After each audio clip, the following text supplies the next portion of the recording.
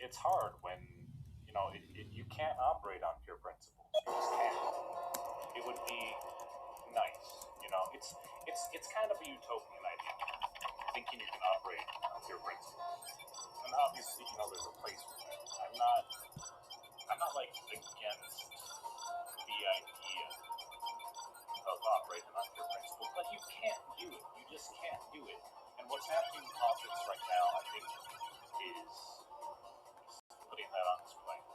And if you think about it, America as a whole is sort of against the idea, the very idea of a pure principles politic. Why is that? Because we're not very smart. We're not smart in that way. I want to say there's like different kinds of intelligence, but I don't think people as a whole in America, at least, obviously I haven't really been to other countries, but I don't think we really want to operate that way. And screw it. Like maybe can I say the F word? Yeah, fuck it. I think, and I'd say, maybe fuck it. Like maybe we got a point. Maybe we got a point about that. Maybe there is a logic to this. I'm not against the idea of there being an actual logic to the illogic. But that can't last forever. It really can't. The American ethos, it works, it's convenient. I'm not inherently opposed to it, but you gotta realize everything's temporary. Methods of madness or not, it gets redundant. People get tired of it, When enough people start to see this, as they're starting to, this election, it doesn't even feel real. It's just stupid. I'm sorry. I mean, what's the point? Biden, they just stand for different, expressions of the American ego. Like, why does this even exist? It's fun. It can be entertaining. Is that it? I hate television. I hate all television. And I hate the elections feel like television. People are going to vote, obviously. And so it's just like a message. There's an interesting quote that I like. It's America is a decaying corpse. Conservatives are cheering for the corpse. Liberals are cheering for the maggots. It's really frustrating, for anyone who does try to apply the pure principles thing. And even if you are going to use the whole illogic thing and just have this election, it's very entertaining. I get it. What's going to happen when people realize that this is just fanfare? It's just it's a game that's being played by for people in control and just want to continue having it. I mean, George Carlin came and went, explained all this, passed away. Nothing changed. Nothing really changed. That's what's happening. It's like it's almost like nature itself is sick of it. And what I kind of want people to realize, basically, this whole perspective is the libertarian perspective is the original American perspective. It's shifting. It's moving in a different way. And there's a bit of a covenant. There's people who are trying to make people think that this ethos has always been really, it's completely different. So, America is not necessarily changed. It's kind of just your puppet of America propped up. That's what's the game. No, your vision completely hate to get out of here. I'm sorry. For a while, I watched things like this. I eventually realized this is a horrible, horrible idea. Because for all that I can say about it, there's a lot of states. I mean, just stop thinking about politics. Stop thinking about the economy. Joe this, blah, blah, blah. It's not supposed to be about popularity. It's not supposed to be about who's on top. It's supposed to be about the way the social network just creates like more authenticity between people. I think this is deeply American. Basic authenticity. Hey, I'm not done here yet. If your politician's gonna be your favorite baseball card, collectible, whatever, cool. I mean, if you're having a good time with that, if you can, if you can crack open a few beers and have some fun talking to people about that, I guess it's good. It works. But is it really like that? I'm sorry, but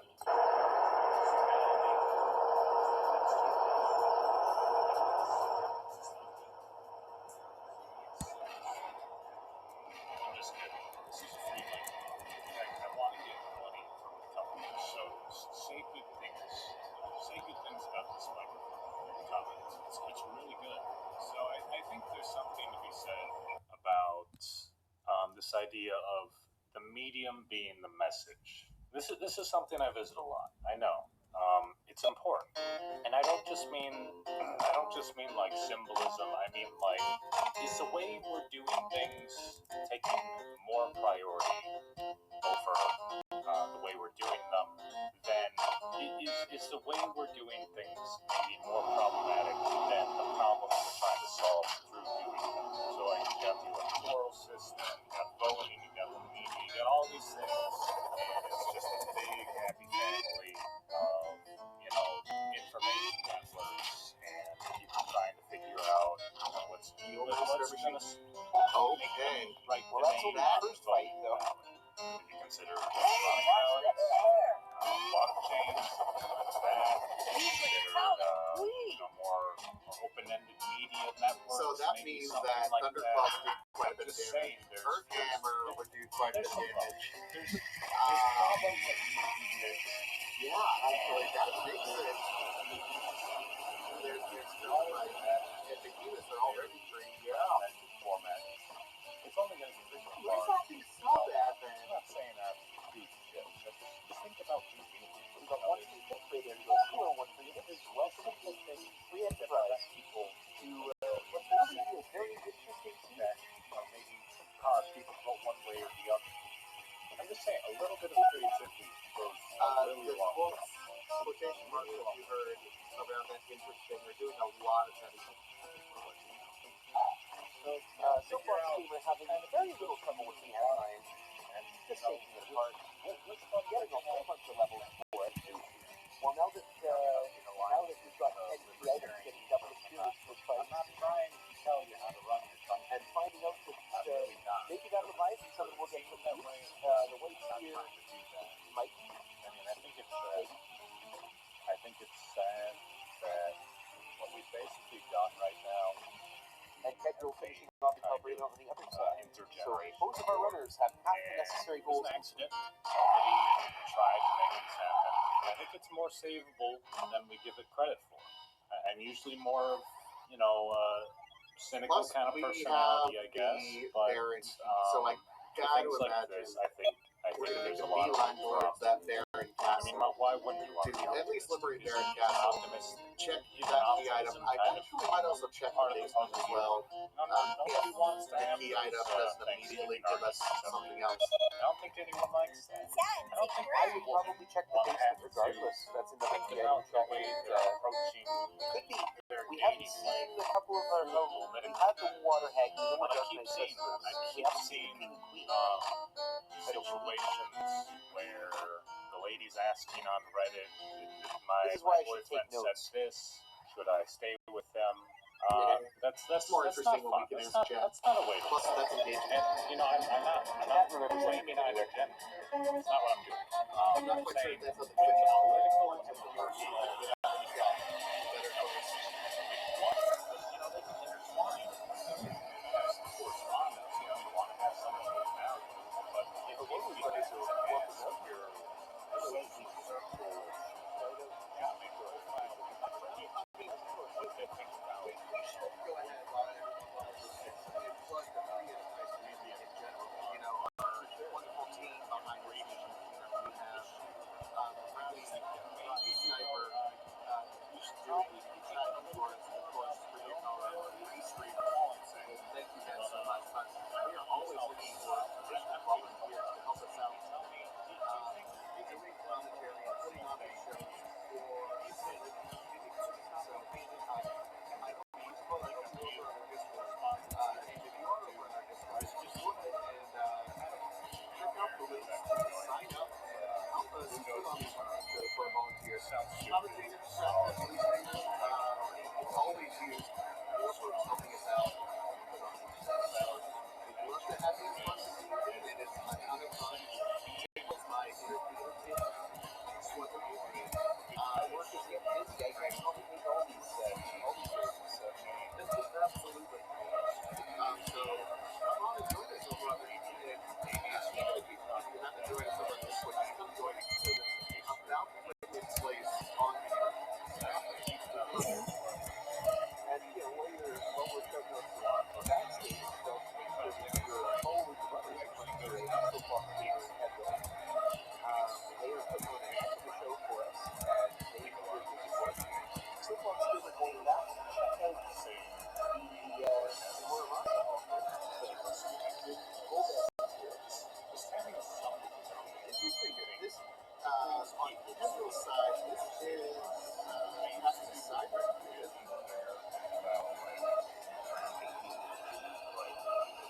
Yes, taking over the trying to get a legislature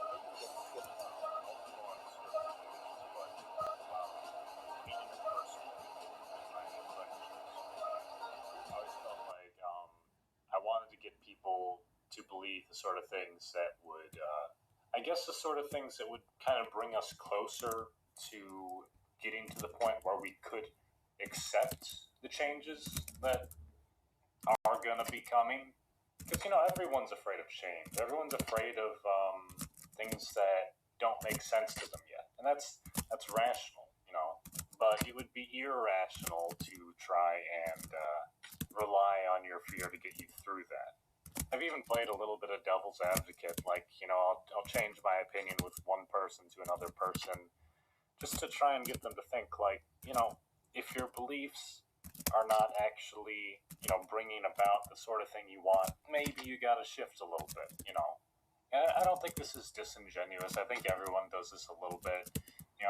If you're talking to your crush or something, you're probably gonna explain your beliefs a little bit differently than if you were talking to like someone you really disagree with, someone who is your rival or whatever. There's nothing wrong with like using rhetoric to make a point. That's the point of rhetoric. But I wouldn't want to talk to someone who can't seem to stop doing this. And I think that's kind of what's happening. I think that Americans are kind of getting high on their own supply, so to speak. So, you guys got to do something about this. You got to do something about this election. I'm not joking. I'm not saying this election is important.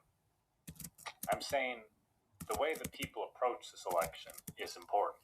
I'm pretty much just here to ask you, like, are you really thinking about what you want? Is what you want getting you what you want? I kind of think that people who say you should go read a book or whatever are actually being intellectually lazy themselves. And I know there's a place for that. There's obviously times where you should really just tell people to go read a book, but that doesn't cover the whole thing. Not to toot my own horn, but I had this one tweet a while ago I think was really good. Was if everyone is motivated solely by money, then no one is truly motivated by anything at all.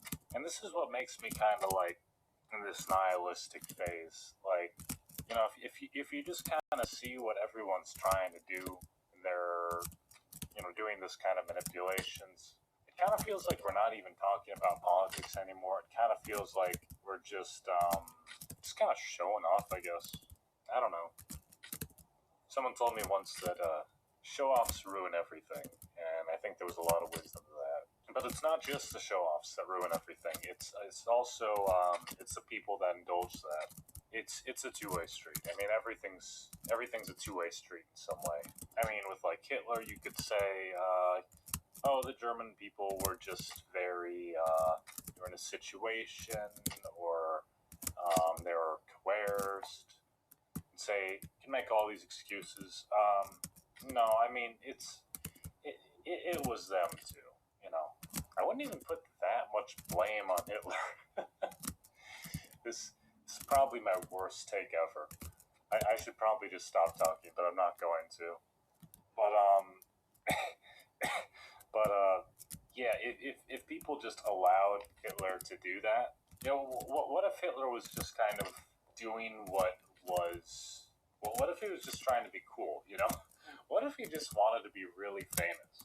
I'm not actually being stupid here. This is actually a good point. How many opportunities do you think there were to assassinate Hitler? Must have been, I mean, a couple dozen at least. But no, you can't call the German people totally the victims here. You can't say it's just all manipulation. That's too convenient.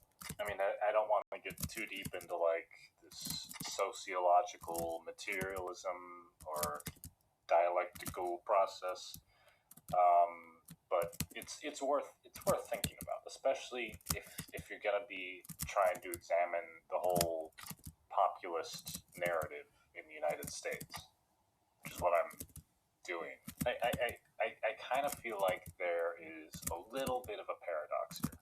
Just a little bit. But the paradox isn't really important. The important thing is you need to become aware of the things that create the situation if you want to change the situation, which I hope you do. But yeah, in a way, I feel like I don't actually even like politics. I almost wish I could do other stuff on this channel, but it's just a persistent fixation. And you know, if you want to get people to you got to meet people where they're at, is all I'm saying, in every context. And maybe one of my biggest points here is if you can't do that, then, you know, don't even bother. But all the issues kind of just tie into each other. The longer I think about these things and analyze them, I start to see it in kind of all of our different ways of approaching social situations.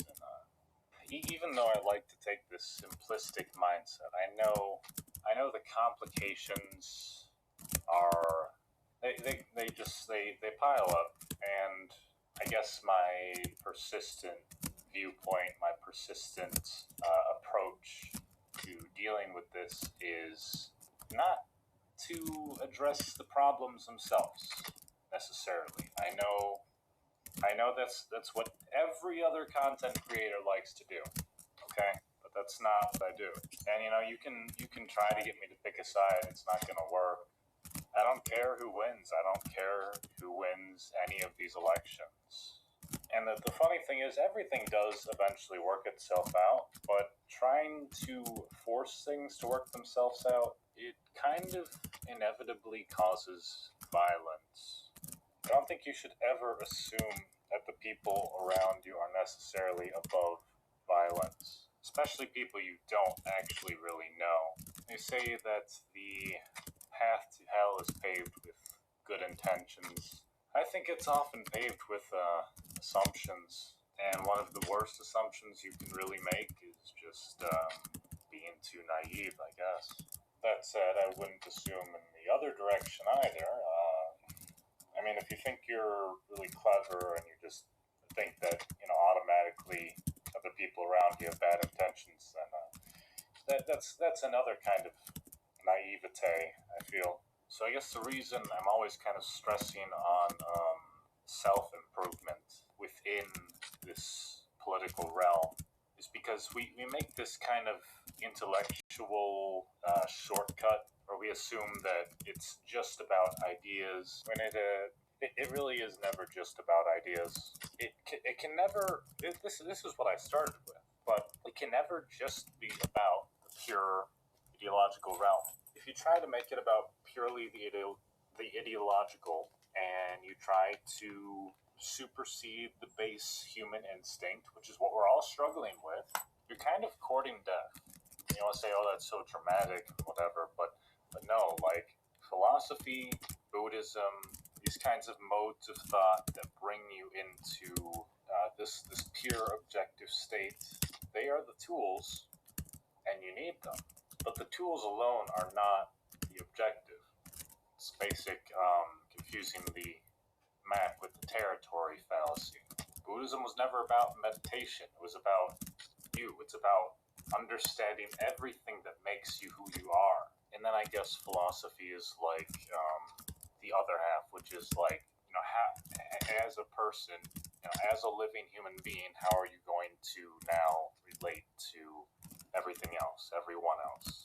And of course, it's not easy. I'm kind of asking a lot here. I'm asking people to move beyond their assumptions and see that it's not going to be as easy as simply being correct. It's not enough to be correct, and it's not enough to just be a good person either. But I'm just the guy on the TV screen. You have to figure it out yourself, I guess. Guess I'm gonna conclude this video. I've never advertised my Patreon before, but I tried making another video similar to this, decided to scrap it, but I will put that in any tier. I don't care. I don't want to gatekeep it that hard, but I'm not publishing it, so don't forget to dislike, don't forget to unsubscribe, don't forget that you even saw this video, and never do never do anything that is drug related, because drugs will I don't know, what do drugs even do? Probably nothing, honestly. Drugs do not exist.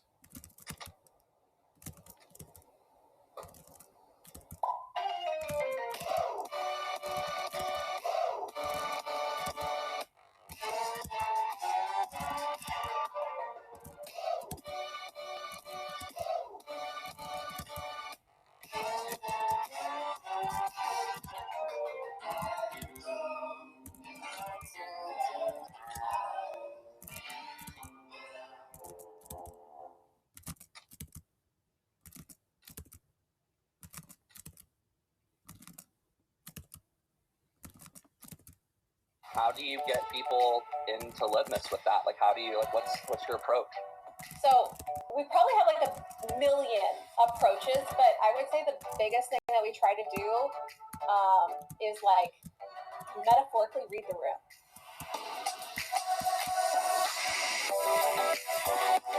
Right? So if we have somebody who we know is like through our first party data, like gone to a billion webinars, like does this sort of like is really engaged in Litmus, we're going to try to give them one experience. We're going to try to talk to them in one way. They know what Litmus is. They know who Litmus is.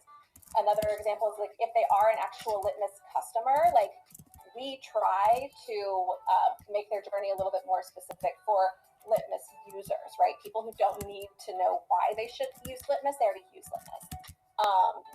But another like really fun and cool thing that we do is we try to use their own website behavior. So based on like if they're going to certain types of pages, right? So if they're really into email like personalization, for example, or building or whatever, we can then like really tailor and customize the not only the website experience, but also like the email experience, sometimes even like social experiences to really hone in on their interests. And it's not to be creepy, although I know there's a lot of people, including my husband, who are like, that's creepy, like you're a creep. It's really just, we want to make sure we're not wasting like their time. Like you're here, you have this really deep interest in something, like for me it's home design, and if I go to like housebeautiful.com and I'm really wanting to work on my patio and all they show me is bedroom decor. It's like, no, thanks. Like, I don't need that. And so really the goal is to try and get people the most useful and valuable information possible. And then if they're not a current customer, to show them like, hey, do you need help with this? Like, you've been looking up like all of these coding tips for dark mode. You've been looking at this, like, we have a platform that can actually save you like hours a day on really doing this manually and get it like automated so that you can do your best work and leave kind of that arduous like QA and checking to Linux and work a little smarter.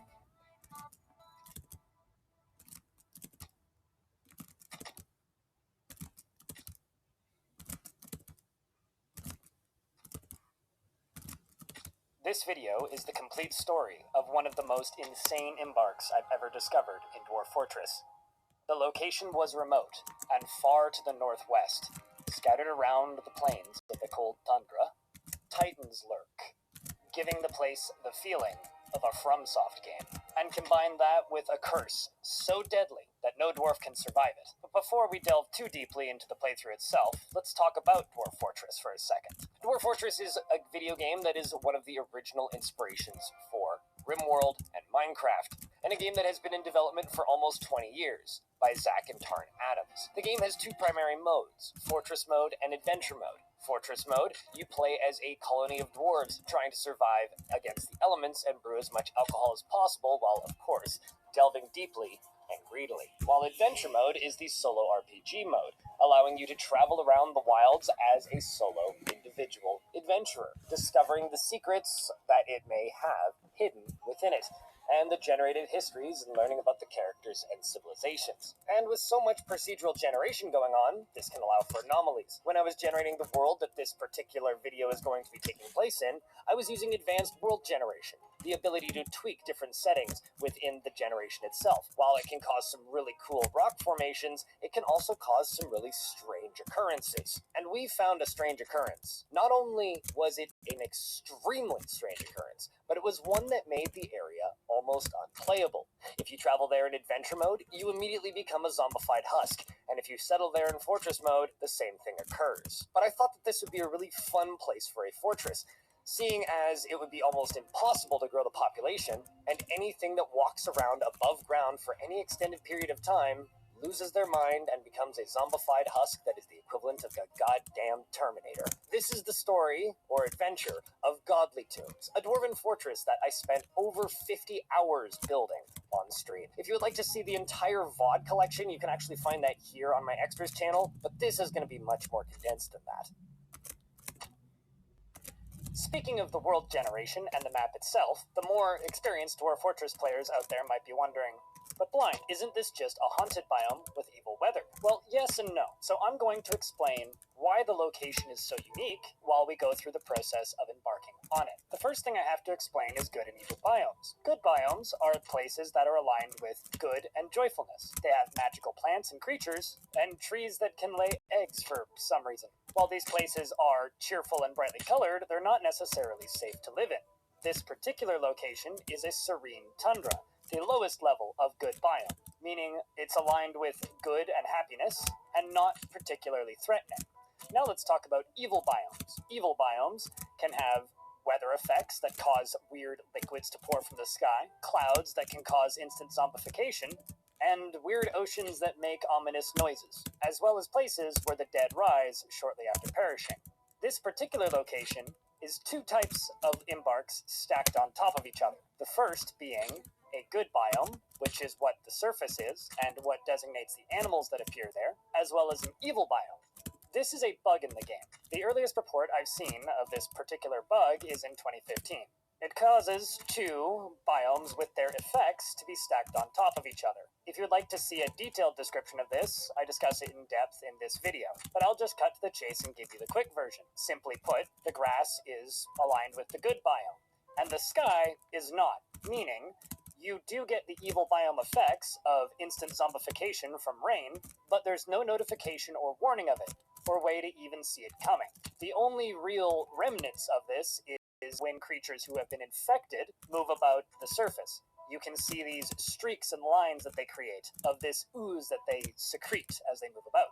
Once rained on, they become hostile to everything around them and go on pathological murder sprees. The benefit is the only way they can actually spread the disease is by biting, meaning if they've lost all of their teeth, they cannot spread it. But because they are dwarves, who used to be my citizens, they can gain skills. So if they start wrestling with wild animals or other zombies, they become legendary at extremely high paces, making them an extraordinary threat in combat.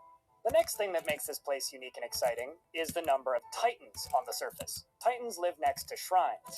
These shrines can be discovered in adventure mode and then are revealed on the overworld map for the player. As you can see, there's quite a large number of them here. If you settle in the middle of them, you get that evil rain effect that I was just talking about. So in order to successfully embark here without instant death, we had to settle on the edge of the location with the Titans. The Titans themselves are randomly generated creatures, making them quite a threat to me, the player, as well as the fact that once they get rained on, they also become zombies. Same with, of course, the local flora and fauna.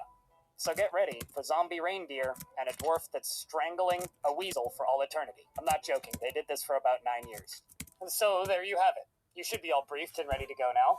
Although there is one thing I forgot to mention. There's absolutely no metal ore on this map whatsoever, so all of the weapons and steel we can make is going to be coming with us in the wagon. If you also think that you're crazy enough to try this save file, you can find a Google Drive link as well as Dwarf Fortress File Depot link to the save file itself, as well as a copy of the world before the embark actually took place. And with that, we begin. The Fortress of Godly Tombs.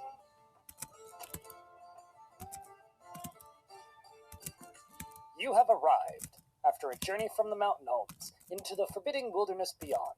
Your harsh trek has finally ended, and your party of 7 is to make an outpost for the glory of all Moma's Mishos. There is almost no supplies left, but with stout labor comes sustenance, whether by bolt, plow, or hook. Provide for your dwarves. You are expecting a supply caravan just before the winter entombs you, but it is spring now. Enough time to delve secure lodgings, ere the polar bears get hungry, and even the dwarves know that that is the least of their concerns. For there is significantly scarier things on the surface. I mean, like, have you looked at this place? I mean, come on, we've got Minkil Ralrufgak Kin, the Oaken, a marsh titan. It's quite formidable, it's got a lot of kills, and is a towering blob composed of mud. It has a round shell and an austere look about it. Beware its webs. Honestly, the webs are the scariest part of this one. Beckham Ranbors, the Fords of Blossoming, aka Datis Desdoric Atul Artrid. This one just has historic kills, none of them are notable. It's a huge eyeless danger noodle, it has long antennae and it moves deliberately, like most danger noodles. Its gray scales are round and overlapping. Beware its poison bite, oddly typical that one. And following that up, we have another noodle of danger, Daipain Emir Fami Mafe, Rainy Jumps the Mangy. A great hairy ribbon worm, so it's a fuzzy noodle. It has a knobby shell and a regal barret. Its chocolate hair is long and shaggy. Beware its fire. Next up here we have Obruk, the forest titan, who goes by Leaped Hail, also known as Stekos Postnal, and Obruk is a great humanoid composed of fortification agate. It has short tails, and it moves deliberately. Beware its webs. This is probably the scariest of the lot. A lot of danger noodles up in here. We also have Itha Snarl Sucked, the Swamp Titan. Goes by Fetz Hopelessy. This one's a elven name, I think. And it's a great feathered earthworm. An enormous shell, and it moves carelessly. Beware its webs. Checking our dwarves, everybody's just grabbing the picks. We brought extras so that we could mine quicker. And of course we have to examine our expedition leader, get to know them a little bit. Of course they're friends with everybody, and they worship Legan, the god of earth, caverns, loyalty, oaths, marriage, and pregnancy. And of course we'll give them a nickname. We're calling them Cybrek, the founder of Godly Tombs. Well, chop to it, it's time to start digging. So what we're going to do is we're going to make a burrow to cover just the most important vital areas, and we're going to make it go down 2 Z levels so that we can start digging down immediately. Designate stairs as well as a digging zone, and watch the dwarves get to work. I mean, they'll get to work once they all have their pickaxes, and immediately start digging, move down a layer. Because I'm fully expecting us all to die immediately, I quickly throw in a food stockpile. Add on the next layer, we can turn this into an airlock. Fortunately, the dwarves are swift and begin digging. I add in a stoneworker's shop so that we can make hatch covers and queue up the job immediately. Come on, dwarves, work faster, please. Fighting is happening on the surface, well that's terrifying. Jumping over, it's one of the angry spaghettis. Meanwhile, this zombie stoat seems to be playing Snake with itself, and the Titan appears to just be dueling with